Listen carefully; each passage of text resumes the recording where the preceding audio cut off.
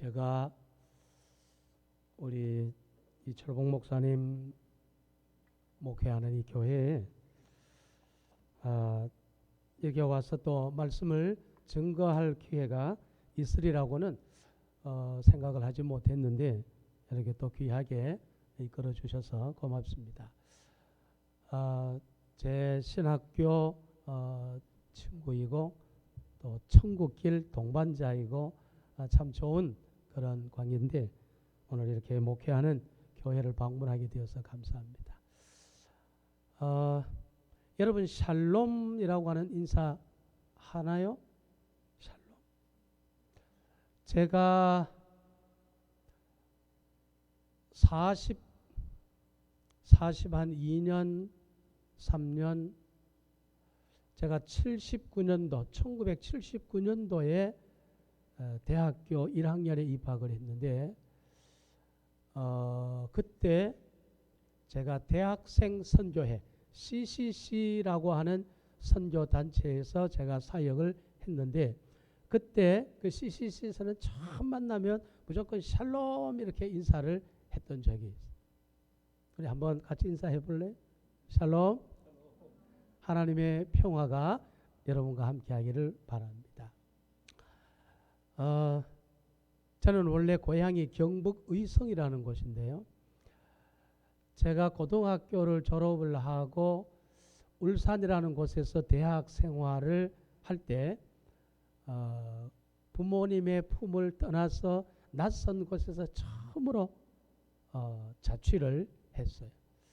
아마 이 가운데도 부모님을 떠나서 낯선 포항 땅에 와서 공부를 하는 분들이 꽤 있을 거예요. 제가 그 생각이 났습니다. 제가 그 사역하던 CCC라고 하는 그 회관이 한 요 정도만 했어요. 이 금요일 날 저녁에 우리 리트릿을 하게 되면 우리 형제나 자매들이 그저 한 50-60명 정도 모여서 금요일 저녁 그리고 토요일 날 새벽까지 뜨겁게 기도하고 성경 공부하고 거기에서 같이 기숙을 했던 그런 시절이 생각이 났습니다. 다들 고향 떠나서 부모님 떠나서 낯선 곳에 있지만 여러분의 그 믿음 생활이 하나님 앞에 더 소중하고 축복받는 삶이 될 수 있기를 바랍니다. 저는 호주로 건너간 지가 햇스로는 22년 제가 2000년 1월 달에 시드니에 있는 시드니 영락교회라는 곳에서 담임 목사 초빙을 받고 제가 시드니로 건너갔고요. 저희 가족이 다 간 거는 2001년 5월 달에 시드니로 다 이민을 갔습니다. 거기에서 이제 한인교회를 섬기고 또 유학 오는 청년들 또 워킹홀리데이 오는 청년들 이민 일찍 오신 분들 이렇게 해서 제가 목회를 해왔습니다. 제가 지금 사역을 하는 곳은 시드니 신학대학 시드니 컬리지 오브 디비니티라고 하는 시드니 신학대학 안에 한국 학부가 따로 있습니다. 한국 학부의 학생들이 대략 한 지금 코로나 때문에 귀국을 많이 하긴 했지만 저희 학교의 학생들이 많을 때는 그저 한 240-50명 정도였고요. 시드니를 중심으로 북쪽으로 이 퀸즐랜드주가 있는데 거기에 브리즈번이라고 하는 지역이 있는데 시드니에서 대략 한 1000km가 떨어진 곳에 저희 학교 브리즈번 캠퍼스가 있고 아래 빅토리아주가 있는데 그 빅토리아주의 멜번이라고 하는 곳에 저희 학교가 또 하나 있습니다. 멜번은 시드니에서 대략 한 800km 정도가 떨어진 곳에 있는데 이렇게 세 캠퍼스를 시드니 신학대학 안에 한국 신학부로 컴바인해서 대략 학생들이 그렇게 되었고 저는 거기에서 선교학을 강의하고 있습니다. 시드니 뭐 다녀와 보신 분들도 계시겠지만 호주는 한국과 이렇게 비교를 해보면은 정반대로 움직여지는 것들이 참 많아요. 제가 수업 시간에 문화인류학 한국이라고 하는 과목을 학생들에게 강의를 하는데 제가 학생들에게 한국과 호주가 다른 점이 있다면 뭘 다를까 조사를 좀 해와라 이렇게 과제문을 냈는데요. 어떤 학생이 얼마나 자세하게 많이 찾았는지 대략 한 20가지 정도가 한국과 호주가 달라요. 그 가운데 하나가 운전대가 바뀌어져 있다라는 거예요. 호주는 운전대가 오른쪽에 있는 거 여러분 아시죠? 여기는 왼쪽에 있잖아요. 그러니까 운전대가 바뀌어져 있어요. 그러니까 도로 교통 이 교행하는 방법도 도로가 반대로 되어 있어요. 그러니까 이 한국에서 오신 분들이 처음 호주에 적응할 때 이게 쉽지 않아요. 요즘이야 뭐 여기 저기도 전기 스위치가 옆으로 이렇게 되어 있었지만 예전에는 위쪽으로 이렇게 켜야 되거든요. 근데 호주는 아래쪽으로 버튼을 눌러야 전기불이 켜져요. 가옥 구조도 한국과 많이 다르고요. 학교 교육 시스템도 많이 달라요. 그러니까 그 학생이 찾아왔는 걸 제가 쭉 보니까 한 20가지 정도가 다르더라고요.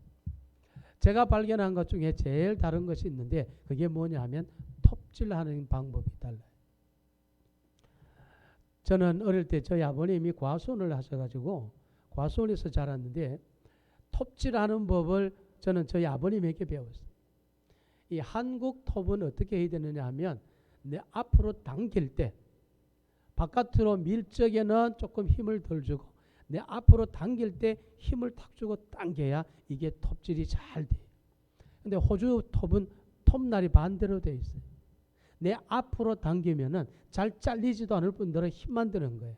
그럼 어떻게 해야 되느냐? 바깥으로 밀어야 되는 거예요. 그러니까 호주에서 일하는 분들 보면 나무 막대기를 하나 들고 서서 우리는 놓고 발을 밟고 다른 사람이 잡아주고 이렇게 해야 톱질을 하는데 이 사람은 서서 자기 한 손으로 하늘로 그냥 톱을 밀어요. 그러면 나무가 뚝 잘라져. 참 많이 다르다. 그런 생각을 하면서 살다 보니 벌써 호주에서 22년째 제가 살아가고 있습니다. 계절도 반대죠. 여기는 지금 가을, 겨울로 접어들지만 호주는 이제 여름으로 들어가는 거예요. 그래서 성탄절이 되면 비치가에는 전부 비키니 입고 대신에 산타 복장을 하고 그렇게 성탄절을 즐겨요. 한국하고는 뭐 완전히 그런 계절적으로도 반대이고 특별히 호주 정부가 30세 미만의 청년들에게 워킹 홀리데이 비자를 주기 때문에 코로나19 때문에 많은 학생들이 뭐 들어오질 못하지만 이제 호주는 거의 이 코로나가 해제가 되고 일상생활을 살다 보니까 이제 저희 학교도 이 워킹 홀리데이 청년들도 많이 들어와요. 그러다 보니까 이 호주가 이제 조금 더 활발해지는 그런 생각을 해봅니다. 땅덩어리도 뭐 남한만 했을 때는 뭐 어떤 분들은 대략 한 50배 정도가 크고 남북한 다 했을 때는 아마 20, 30배 정도 크다 이렇게 이야기를 해요. 대신에 인구는 2,500만 명 정도 살고요. 제가 살고 있는 이 시드니는 서울, 경기도를 합한 만큼 크지만 인구는 한 400, 한 20, 30만 명 정도밖에 살지 않아요. 그러니까 조금만 나가면 아주 쾌적한 그런 도시 환경을 가지고 있는 것입니다. 그래도 한국 사람이라 내 땅이 좋고 그래도 내 나라가 편안한 그런 이민자의 삶을 지금도 저는 살아가고 있습니다. 제가 오늘 여러분들하고 무슨 말씀을 나눌까 제가 고민을 하다가요. 여러분들에게 조금 믿음에 대한 소중함을 잠깐 뭐 긴 시간 아닌 짧은 시간에 말씀을 좀 드려보려고 그래요. 자, 저 보세요. 마태복음 8장에 보면은 예수님께서 산상보훈을 마치고 내려오셔서 백부장을 만나는 장면이 있어요. 예수님께서 그 백부장을 만나시고 대화를 하는 중에 백부장이 자기의 하인이 병이 들었으니까 예수님 고쳐주십시오 이렇게 요청을 해요. 그때 예수님께서 그래 내가 너희 집에 가서 내가 고쳐주마 이렇게 말씀을 하시거든요. 근데 백부장이 이렇게 이야기를 해요. 예수님, 저에게도 부하가 있어서 제가 명령을 내리면 이렇게 하라면 이렇게 하고 저렇게 하라면 저렇게 합니다. 그러니 저희 집에 아니 오셔도 괜찮습니다. 다만 무엇으로? 말씀으로 하시면 내 하인의 병이 낫겠습니다. 예수님께 그렇게 백부장이 말씀을 드려요. 저는 성경을 공부하고 깨달을 때가 언제냐 하면 제가 참 어렵고 힘들었던 울산에서 대학 생활이었어요. 주변에 제가 도움을 요청할 만한 데는 아무도 없었어요. 그래서 집에서 매월 보내주는 얼마 되지 않은 생활비로 제가 생활을 하고 있을 때였기 때문에 정말 외롭고 힘들었어요. 그때 제게 가장 힘이 된 것이 바로 신앙생활이에요. CCC라고 하는 대학생 선교회를 제가 스스로 찾아간 이유 중에 하나가 너무 외롭고 너무 두렵고 너무 난감한 상황 속에서 누군가로부터 도움을 받아야 되는데 어떻게 도움을 받을까 하다가 학교에서 빈 강의실에서 찬송가 소리가 났어요. 그래서 제가 그 찬송가 소리를 따라 갔더니만 17명의 학생들이 모여서 찬송을 하고 기도를 해요. 그래서 제가 그 뒤에 앉았다가 마친 뒤에 여기가 뭐 하는 곳이냐 했더니만 대학생 선교회 모임이라는 거예요. 그래서 제가 그날 그 자리에서 등록을 하고 서클 활동을 시작을 해요. 제가 그때부터 성경을 배우기 시작을 했는데 얼마나 소중한지 몰라요. 어려워 보니까 힘들어 보니까 하나님의 말씀의 가치와 소중함이 저에게 다가오는 거예요. 제가 여러분들을 보면서 제 젊은 시절 아마 그랬겠다 그런 생각을 들어요. 그 백부장이 예수님께 말씀만 해주셔도 내 하인이 낫습니다 이렇게 하니까 예수님이 뭐라고 대답하시느냐 하면은 내가 이스라엘 사람 중에 어느 누구에게서도 너와 같은 믿음을 가진 사람을 만나보지 못했도다 말씀을 하죠. 그리고 나서 너의 믿음대로 될지어다 축복을 해요. 그런데 참 궁금한 게 있어요. 예수님께서 말씀하신 것 중에 왜 이스라엘 사람 중에 너와 같은 믿음을 가진 사람을 못 만났다라고 하셨겠느냐라는 거예요. 왜 그랬을까? 그러니까 저는 학교에서도 교회에서도 성도들과 성경 공부할 때 첫 번째 질문이 뭐냐? 왜? Why? Why라고 하는 퀘스천을 가져야 하나님의 말씀의 의미를 깨달을 수가 있어요. 그러니까 여러분도 그렇게 하셔야 돼요. 왜 예수님께서 그 백부장에게 이스라엘 사람 중에 너와 같은 믿음을 가진 자를 만나지 못했다라고 하셨을까? 예수님께서 수많은 사람들, 성경 선생님, 바리새인도 만났을 테고 제사장인 사두개인도 만났을 테고 성경을 필사하는 서기관들도 만났을 테고 다양한 믿음이 있노라라고 하는 사람을 만나셨을 텐데 왜 예수님께서 이방인인 백부장 보고 이스라엘 사람 어느 누구에게도 너와 같은 믿음을 가진 자가 못 만났다라고 하셨을까? 이제 궁금해 하셔야 되는 거예요. 누가복음 19장에도 보면 예수님께서 삭개오를 만나는 장면이 나와요. 삭개오는요 자기 공간에 가두어져 사는 사람이에요. 여러분 절대 이 교회 공간 여기를 보고 모든 것들을 판단하면 안 돼요. 이 교회라고 하는 요 공간, 요 카테고리 안에 여러분을 가두어 놓으면 안 돼요. 삭개오는 그렇게 자기 공간에 가두어져 살아가던 사람이에요. 그러다 보니 삭개오는 만나는 사람도 아주 제한적인 사람이고요. 자기 속에 가두어진 그 자기의 삶을 분출할 수 있는 것이 뭐냐? 세리장이라고 하는 그 아주 얄팍한 어소리티. 그것만 자기가 최고인 줄 알았던 사람이에요. 그가 예수님을 보고 싶어서 나무 위로 올라가잖아요.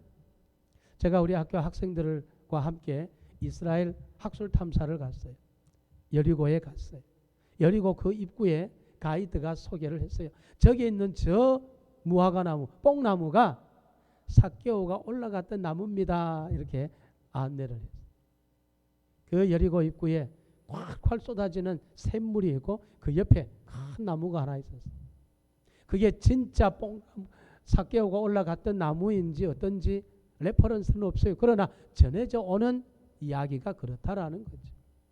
제가 그 현장을 가서 보면서 학생들과 좋은 대화를 나눈 적이 있는데 삭개오가 그 나무에 올라가서 예수님을 보았는데 예수님께서 삭개오를 보고 내려오라 라고 하셨어요.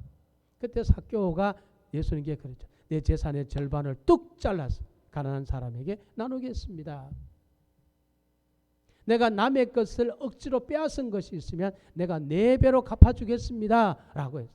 그때 예수님께서 그 삭개오에게 하신 말씀이 있어요. 너도 아브라함의 자손이로다. 오늘 이 집에 구원이 이르렀도다 라고 말씀하시는 장면이 있어요. 왜 예수님께서 삭개오에게 그런 말씀을 하셨을까? 궁금해 하셔야 돼요.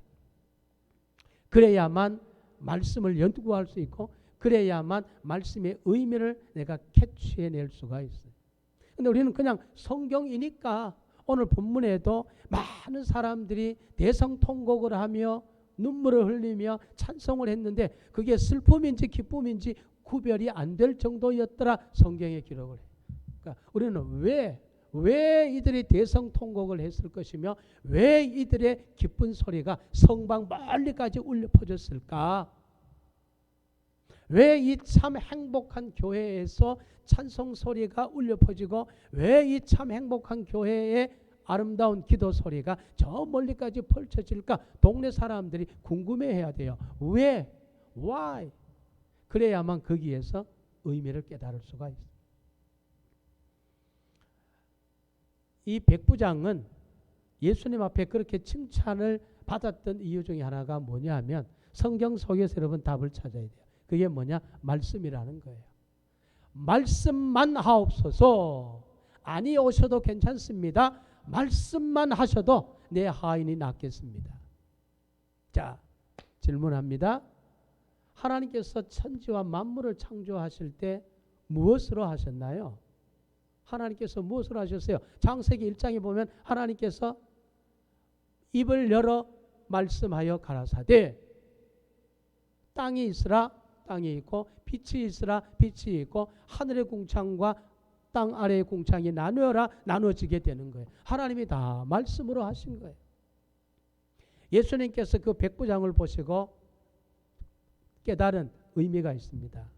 아, 이 백부장은 내가 천지와 만물을 창조한 하나님의 아들로 이 백부장이 나를 고백하는구나. 그러니 우리 집에 안 오셔도 됩니다. 말씀으로만 하셔도 됩니다. 라고 대답을 한 거죠. 그때 예수님께서 야, 너 정말 놀랍다. 내가 만나본 바리새인들, 내가 만나본 수많은 사두개인들, 내가 만나본 수많은 서기관들이 있었지만 그들은 어느 누구도 나를 하나님의 아들로 받아들이지 않았더라. 왜? 요한복음 1장에 있죠. 예수님께서 자기 땅에 오매 백성이 영접지 아니하셨고 영접지 않았지만 그러나 하나님의 은혜로 영접하는 자 곧 그들에게는 하나님의 자녀가 되는 권세를 주셨다. 성경에 있잖아요. 몰랐던 거죠. 그러나 백부장은 알았다. 이 삭개오가 왜 그런 칭찬을 예수님으로부터 받았느냐? 다른 어디에도 말씀을 하시지 않았던 아브라함이라고 하는 것을 알아야 돼요. 제가 가르치는 그 선교학 이 과목 안에는 창세기 1장부터 11장까지와 창세기 12장부터 사도행전 1장, 2장 앞에 1장까지를 굉장한 의미로 구분을 해요. 하나님의 역사가 물론 창세기 1장부터 시작이 됐지만 그러나 성경 어디에도요 선교하라 라고 하는 단어를 찾을 수가 없다는 거예요. 그런데 이 유명한 사람들이 무슨 소리냐, 성경 구약 성경 안에 하나님께서 선교하라라고 하는 말씀이 얼마나 많이 기록되어 있는지 아냐? 그 가운데 하나가 누구냐? 아브라함이라는 거예요. 아브라함을 하나님께서 창세기 12장 1절 이하에 본토 친척 아비 고향의 집을 떠나 내가 너에게 지시할 땅으로 옮겨가라 라고 했을 때 아브라함의 나이가 75이었대. 갈 바를 알지 못했더라. 히브리서 11장에 기록되어 있거든요. 그런데 아브라함이 간 이유는 하나님을 믿으니 하나님을 따르니 이렇게 되어 있어요.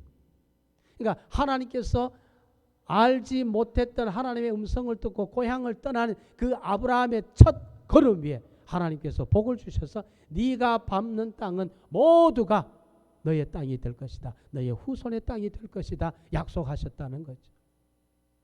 자기 공간에 갖추어서 살던 그 삭개오라고 하는 사람이 예수님을 향하여 믿음의 큰 발걸음을 내딛는 첫 번째 장면이 어디냐? 바로 누가복음 19장이에요. 내가 가장 소중한 것으로 알았던 내 재산과 명예와 내 권력을 다 내려놓고 이제 예수님 앞으로 내가 걸어갑니다 라고 했을 때 표식이 뭐냐? 내 재산의 절반을 내놓겠습니다. 내가 가진 소유를 다 내어놓을 뿐 아니라 내가 다른 사람을 억압적으로 빼앗은 것이 있으면 4배로 갚겠습니다. 믿음의 첫 걸음을 시작하는 그 삭개오를 주님께서 축복하시는 거예요. 이 집에 구원이 이르렀도다. 아마 부모님 떠나서 이곳에서 신앙생활을 처음 시작한 이들도 있을 터이고 오랫동안 신앙생활을 하다가 이제 이 포항 지역으로 와서 또 신앙생활을 하는 우리 분들도 있을 거예요. 어쨌든 여러분의 첫 번째 그 걸음 위에 하나님께서 은혜를 주실 터인데 오늘 이 본문의 내용이 뭐냐 하면 한마디로 말하면 고생한 만큼 성숙해진다 이 말이에요. 제가 어릴 때 저희 아버님이나 어머니가 늘 하셨던 말씀이 있어요. 감기가 걸려서 콜록콜록 콧물이 줄줄 흐르고 그러다가 감기가 이제 그쳐지고 아팠다가 건강을 회복하면은 꼭 하셨던 말씀이 있어요. 아픈 뒤에 얘가 더 의젓해졌네 그런 이야기를 하죠. 아마 제가 생각해도 제가 철이 든 거는 79년도 부모님의 품을 떠나 낯선 동네 가보지도 않았던 그 지역에 가서 처음으로 대학 생활을 하면서 내가 더 깊이 생각하고 더 깊어질 수 있었지 않는가라는 생각을 해봐요. 그러니까 아픈 만큼 성숙하고 고생한 만큼 그 얻어지는 깨달음과 은혜가 소중하다는 걸 아는 거예요.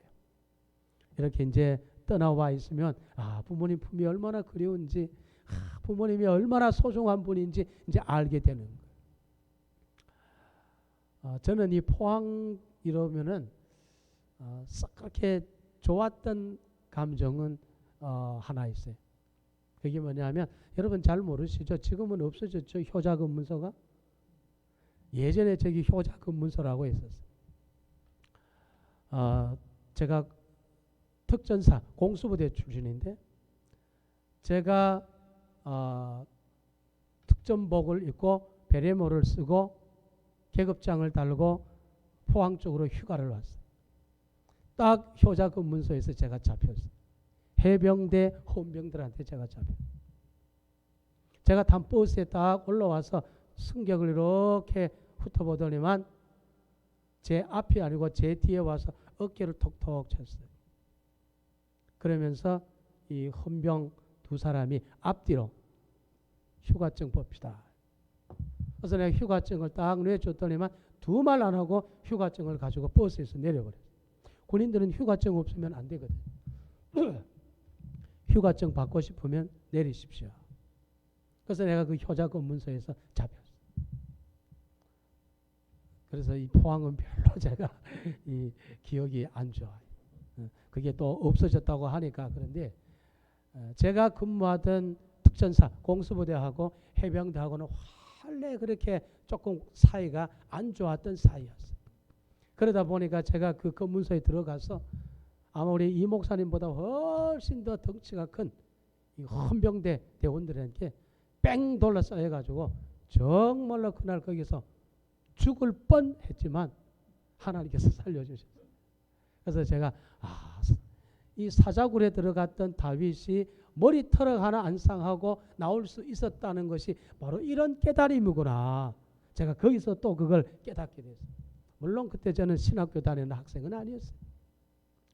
그러나 이제 친구도 목회를 하고 후배들도 목회를 하다 보니 포항을 자주 오다 보니 이것이 꼭 제게 있어서는 고향과도 같은 그러한 생각이 드는데, 어쨌든 이 낯선 포항에 와서 신앙생활을 하고 생활을 하는 여러분들에게 제가 꼭 드리고 싶은 말씀은 아픈 만큼 성숙하는 거예요. 오늘 본문에 보시면 왜 이스라엘 백성들이 대성통곡을 하고 울고 했을까? 이유가 뭐였을까?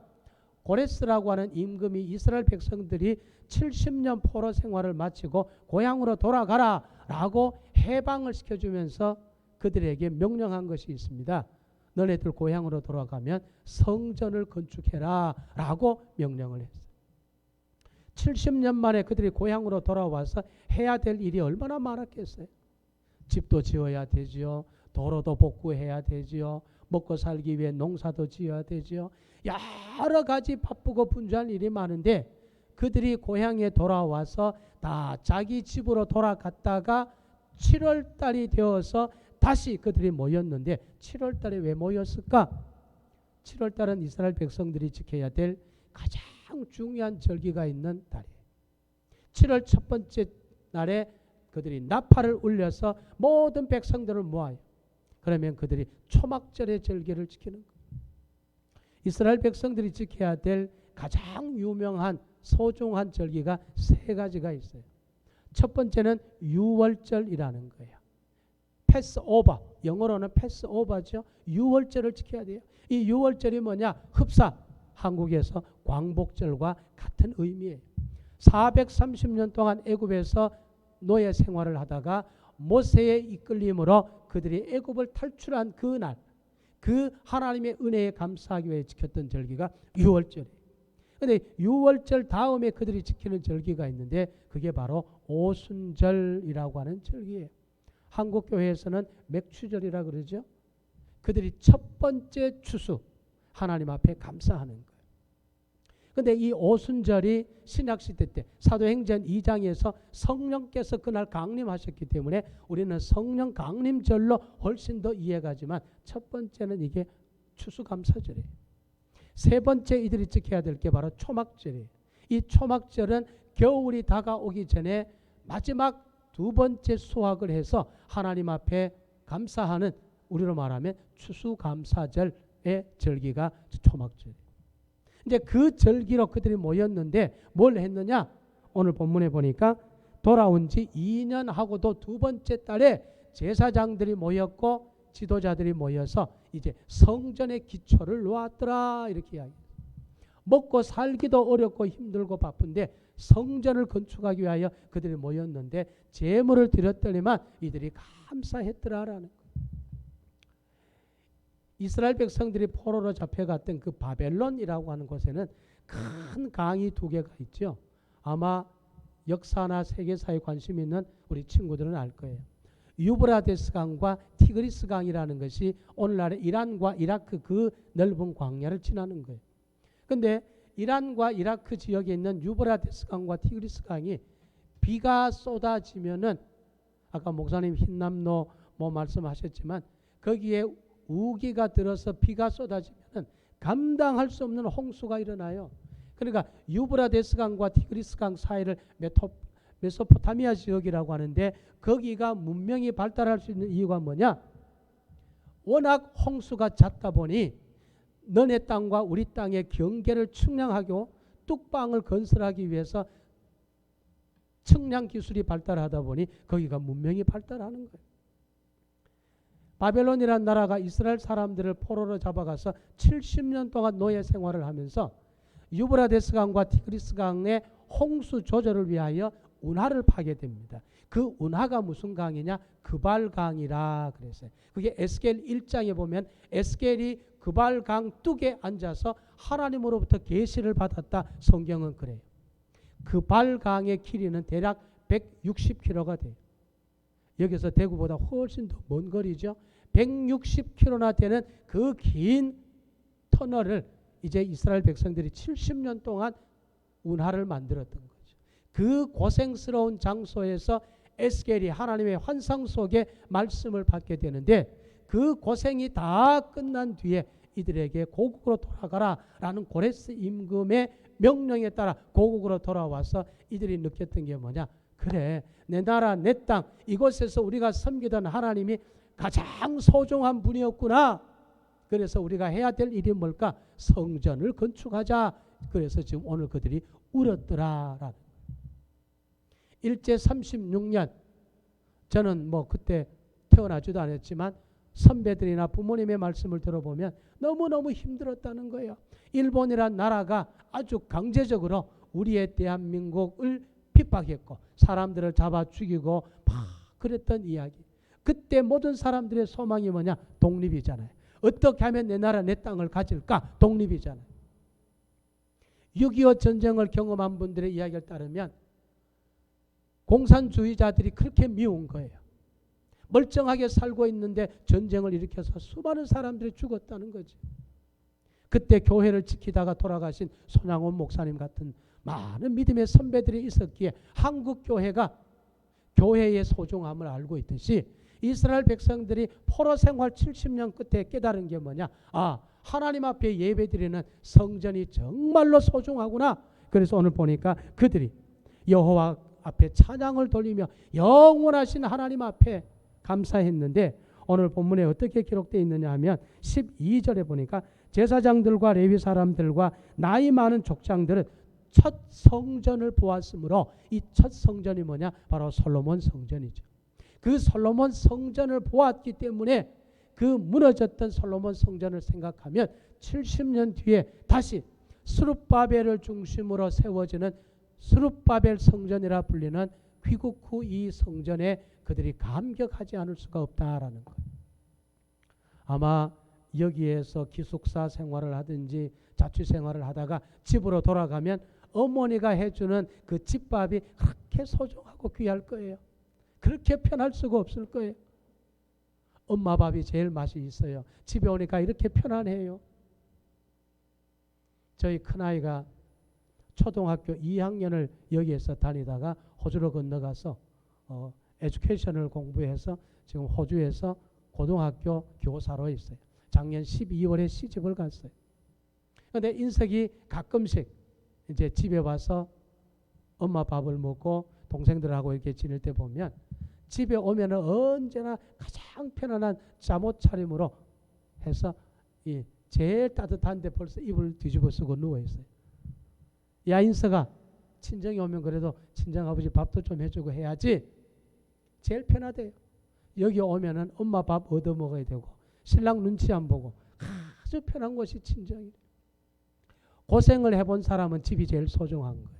고생을 해본 이스라엘 백성들의 제일 소중함이 뭐냐? 성전이에요.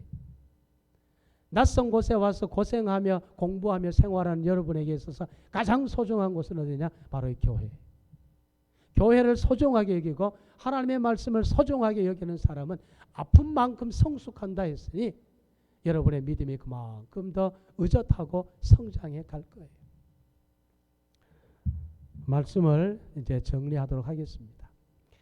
제가 CCC 활동을 할 때 졸업을 한 학생들을 나사렛이라 그랬어요. 이 나사렛들이 금요일날 리트릿 모임에 와요. 그러면 이제 울산의 현대중공업이나 현대자동차나 이런 데 근무하는 타 지역 출신의 CCC맨들이 있어요. 그러면 그곳에서 직장 생활을 하다가 금요일이 되면 울산지구 CCC 회관에 와요. 정말로 이 정도 규모예요. 그러면 그 나사렛 형들 누나들이 들어올 때 양손에 빵, 사과, 가득 들고 들어와요. 자기들이 신앙생활을 해야 처음으로 은혜를 받았던 그 서클 CCC를 잊지 못하는 거예요. 아마 여러분 중에서도 대학 생활을 하면서 이곳에서 생활을 하다가 이제 졸업을 하고 또 타지로 떠나간 학생들, 사람들은 그래도 우리가 포항에 있을 때 참 행복한 교회, 정말 아담하고 소담하고 그 목사님과 사모님과 온 성도들과 함께 크진 않지만 우리가 정말 가족처럼 지냈던 그 시절이 그립다 아마 생각이 날 거예요. 여러분이 여기서 받았던 믿음의 은혜를 앞으로는 여러분들이 어느 곳에 가든지 꼭 그 첫 번째 사랑을 가지고 믿음의 생활을 해요. 이스라엘 백성들은 그거를 알지 못했기 때문에 포로로 잡혀가게 되었고, 포로로 잡혀갔다 그거를 깨닫고 돌아와서 제일 먼저 한 게 뭐냐? 바로 성전을 건축했더라.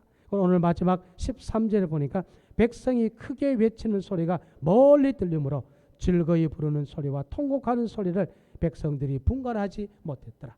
성경 안에도 보면 여러분, 고생을 했던 사람들이요, 하나님의 은혜를 더 많이 깨달았어요. 요셉, 아버지 야곱의 11번째 아들로 태어났을 때 그는 고생을 몰랐어요. 그가 나이 17에 애굽의 포로로 잡혀가서 보디바르 집에서 노예로 살았는데, 성경에 보면 요셉이 나이 30이 되었을 때 총리 대신이 되었다 했거든. 그러면 13년 동안 그는 포로 노예 생활도 했고 감옥에도 있었다는 거예요. 그 기간 동안 요셉에게서는 절치부심, 고난의 기간이었어요. 다윗 보십시오. 사울에게 얼마나 쫓김을 당합니까? 높광야로부터 시작해서 블레셋 땅 아기스 앞에 가서 미친 척했던 그런 시절, 그 아픔의 시간 속에 있었던 다윗이 썼는 글이 뭐냐? 시편이잖아요. 시편 150편 가운데 다윗이 쓴 것이 3분의 2가 되는데, 그 다윗의 글을 보면 왕궁에서 편안하게 호의호식할 때 쓴 것은 하나도 없어요. 전부 광야에서 고생할 때 썼어요. 베드로도 마찬가지. 저는 그리스도시요 살아계신 하나님의 아들입니다 라고 큰 믿음의 축복을 그가 받았지만, 이 베드로가 주님으로부터 책망을 받고 난 뒤에 사도행전 15장에 보면 초대 예루살렘 교회가 이방인 선교를 할 것이냐 말 것이냐 고민을 하고 막 디스커션을 할 때 베드로가 일어나서 이렇게 이야기를 합니다. 우리 조상들도 지키지 못했던 율법을 어떻게 이방인들에게 지키라고 하겠냐? 내가 고넬료라고 하는 사람의 집에 가서 하나님의 말씀을 전했을 때 성령께서 그들의 집에 임하는 걸 내가 두 눈으로 똑똑히 봤다. 이방인에도 선교를 허락함이 마땅하다. 그게 사도행전 15장에 기록돼요. 저는 그러한 성경의 사람들을 보면 아팠던 만큼 성숙했구나, 아팠던 만큼 의젓했구나, 힘들었던 만큼 내가 지금 누리는 은혜가 얼마나 소중하다는 것을 이들이 깨닫고 있구나. 여러분이 힘드시죠? 작은 교회, 성도들 얼마 있지 않은 규모도 작은 교회 힘들 수 있습니다. 그러나 이 과정이 여러분에겐 큰 은혜일 것이고, 여러분에게 더 큰 앞으로 사역과 더 넓은 세계로 나아갈 수 있는 훈련의 시간이다라고 여기고, 여러분의 주어진 이 공간을, 이 공간 속에서만 여러분 아웅다웅 하시면 안 돼요. 더 넓은 세계, 더 넓은 사역의 자리, 더 넓은 하나님의 역사가 있다는 것을 알고, 여러분의 공간을 제한시키지 말고 크고 위대하신 하나님의 역사를 믿고 나아가는 여러분 모두가 되어져야 할 것입니다. 하나님의 교회가 이 참 행복한 교회 있기를 원합니다. 행복해 본 사람은요, 진짜 행복함이 뭔지를 소망할 수 있어요. 이 참 행복한 교회를 통한 하나님의 거룩한 축복과 은혜가 여러분의 삶 속에 사역하는 목사님과 모든 동역자들의 속에 늘 함께 하시기를 주님의 이름으로 축원합니다. 기도하십시다.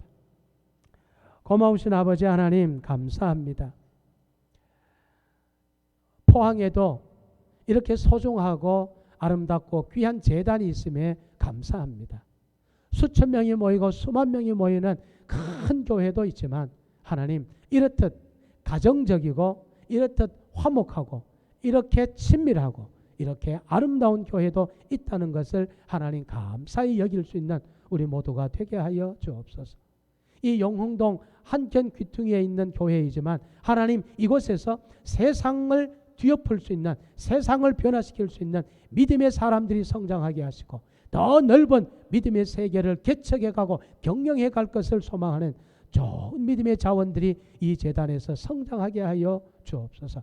세상을 움직이는 사람들이 나올 수 있도록 도와주시고, 세상을 변화시켜가는 믿음의 거장들이 이곳에서 나올 수 있도록 하나님이여 도와 주옵소서. 하나님의 존귀한 은혜가, 하나님의 거룩한 믿음의 역사가 이 재단 속에 꼭 있어질 수 있도록 축복하여 주옵소서. 섬기는 목사님과 사모님과 권사님과 모든 재직들과 모든 청년들 위해 하나님의 거룩한 은혜가 있게 하여 주옵소서. 감사합니다. 고맙습니다. 예수 그리스도의 이름으로 축복하며 기도하옵나이다. 아멘.